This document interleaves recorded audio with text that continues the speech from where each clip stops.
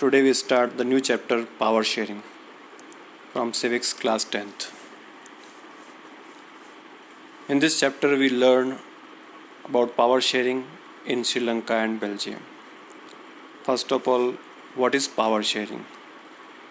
Simple words में मैं कहूँ पावर शेयरिंग क्या है तो क्लास सिचुएशन की बात करता हूँ मैं कि अपनी क्लास के अंदर हम बहुत सारे मॉनिटर्स बनाते हैं और उन्हें हम पावर्स डिस्ट्रीब्यूट करते हैं कि आप क्लास मॉनिटर हैं, आप मेडिटेशन मॉनिटर हैं, आप फैन मॉनिटर हैं, आप ब्लैक बोर्ड मॉनिटर हैं।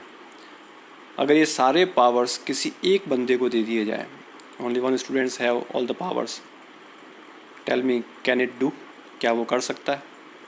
नहीं कर सकता। इसलिए हम क्या करते हैं, पावर्स को शेयर्स करते हैं ताकि पावर शेयर होंगे तो इजीली वर्कआउट भी होंगे और काम में भी परफेक्शन रहेगा। यहाँ हम बात करेंगे श्रीलंका और बेल्जियम की। दोनों ही जस्ट ऑपोजिट एग्जांपल है कि श्रीलंका में पावर शेयरिंग नहीं है जबकि बेल्जियम में पावर शेयरिंग है।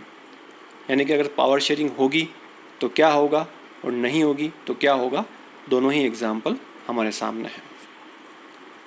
पहले बात करते हैं हम what is power sharing. Power sharing simple words में कहूँ तो distribution of power among the different organs. जैसे एग्जांपल दिया है यहाँ पे लेजिस्लेचर, एग्जीक्यूटिव और जुडिशरी। एक और एग्जांपल है among the central government, state government and local government. तो पावर्स को हमारी गवर्नमेंट यानी कि डेमोक्रेटिक गवर्नमेंट के अंदर हम दो तरह से शेयर करते हैं, एक हॉरिजॉन्टल पावर शेयरिंग और एक वर्टिकल पावर शेयरिंग। हॉरिजॉन्टल की बात करें तो हॉरिजॉन्टल का मतलब क्या होता है, लेटी हुई लाइन। लेटी हुई लाइन यानी कि लेजिस्लेचर, एग्जीक्यूटिव, जुडिशरी, ये हॉरिजॉन्टल पावर शेयरिंग है। और वर्टिकल मतलब सीधी line, central government, state government और लोकल गवर्नमेंट। तो इस प्रकार से हम पावर को शेयर्स करते हैं, इसे हम पावर शेयरिंग कहते हैं।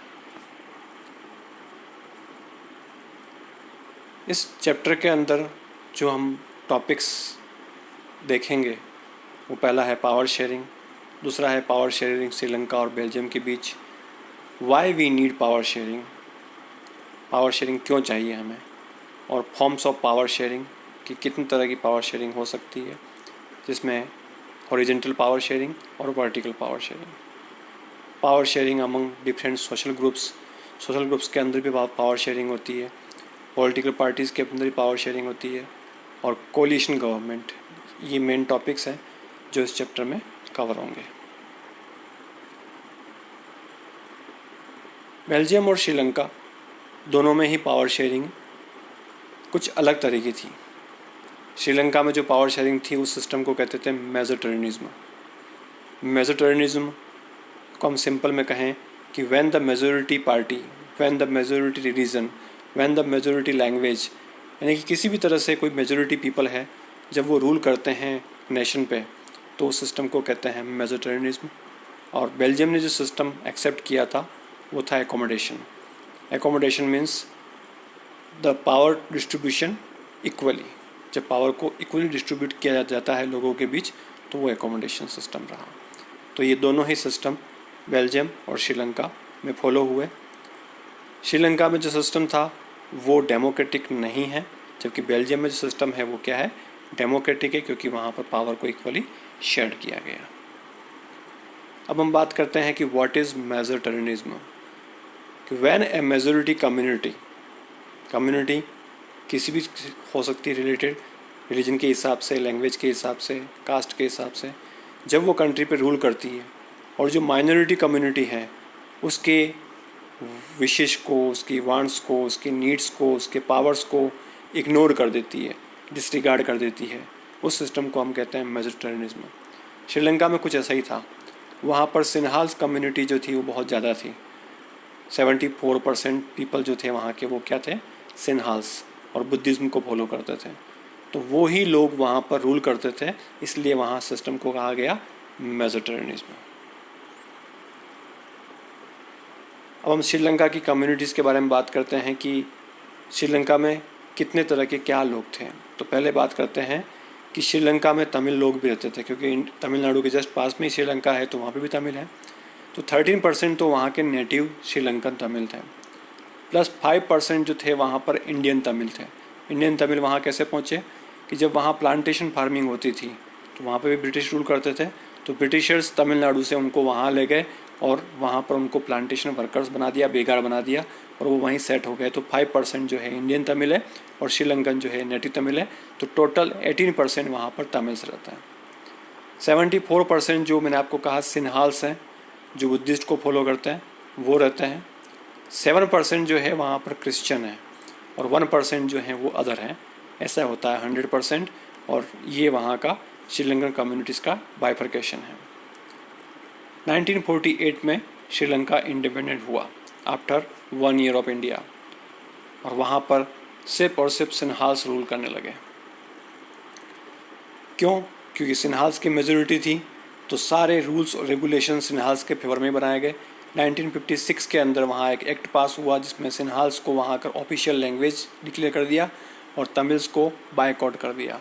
तमिल्स के पास में कोई पावर्स नहीं थे, किसी भी तरह के कोई अधिकार नहीं, वहाँ उनको जॉब्स नहीं मिलती थी, यहाँ तक कि वो एजुकेशन भी नहीं ले पाते थे। सिर्फ सारी फैसिलिटीज थी वो किसके लिए थी? सिन्हाल्स के लिए। अब आप बताएं कि जब सारी फैसिलिटीज सिन्हाल्स के रहें तो रिमेनिंग जो तमिल्स रह गए और क्रिश्चियंस रह गए, उन लोगों को थोड़ा सा प्रॉब्लम तो होगा कि उन्हें कुछ भी पावर्स नहीं मिलेंगे। इसलिए क्या हुआ कि वहाँ पर सिविल वॉर स्टार्ट हो गया। सिविल वॉर की बात करें तो सिविल वॉर क्या होता है कि जब आपस में ही लोग लड़ने लगते हैं तो उसे हम कहते हैं सिविल वॉर। और श्रीलंका तमिल ने वहाँ पर अपने लिए बहुत सारी पार्टीज़ बनाई और कुछ डिमांड्स रखी सिन्हाल्स के सामने। पहली डिमांड थी उनकी recognition of Tamil as a official language की। ऑफिशियल लैंग्वेज में तमिल को भी स्टेप दिया जाए, उनको भी एक अधिकार दिया जाए। प्लस रीजनल ऑटोनॉमी, यानी कि उनके रिलीजन को भी क्या है कि वैल्यू दी जाए, और प्लस उनका एक एरिया बाइफर्केट किया जाए कि भाई ये तुम्हारे लिए एरिया स्पेसिफिक जहाँ तुमको सारे पावर्स वगैरह मिलेंगे। इक्वलिटी और अपॉर्चुनिटी दोनों ही उन्होंने डिमांड की थी। ये सब चीज़ें उन्होंने डिमांड की, लेकिन सिन्हाल्स ने उसे क्या कर दिया? डिनाई। क्यों? क्योंकि 74% सिन्हाल्स थे तो उनको किसी की रिक्वायरमेंट नहीं थी। अगर इलेक्शन भी करवाते हैं तो सिन्हाल्स ही जीतने वाले थे, इसलिए उन्होंने तमिल्स को इग्नोर कर दिया और जैसा चल रहा था वैसा ही चलने दिया। 1980 के अंदर वहाँ सेवरल पॉलिटिकल पार्टीज़ बनी और तमिल लोगों ने अपना सेपरेट नेशन डिमांड किया। जैसे कि इंडिया में हुआ था कि जो मुस्लिम्स थे उन लोगों ने सेपरेट नेशन की डिमांड की तो पाकिस्तान बना, वैसे ही तमिल लोगों ने भी डिमांड किया, लेकिन उनकी बात नहीं सुनी गई। तो सिविल वॉर स्टार्ट हुआ, लोग आपस में लड़ने लगे, बहुत सारे लोग मरे, कुछ तमिल मरे, कुछ सिन्हाल्स मरे, और इससे वहाँ की इकोनॉमी को बहुत बड़ी प्रॉब्लम क्रिएट हुई और इकोनॉमी डाउन होने लगी। तो ये तो था श्रीलंका का। नेक्स्ट चैप्टर में हम पढ़ेंगे बेल्जियम का, कि बेल्जियम में क्या हुआ था। Thank you.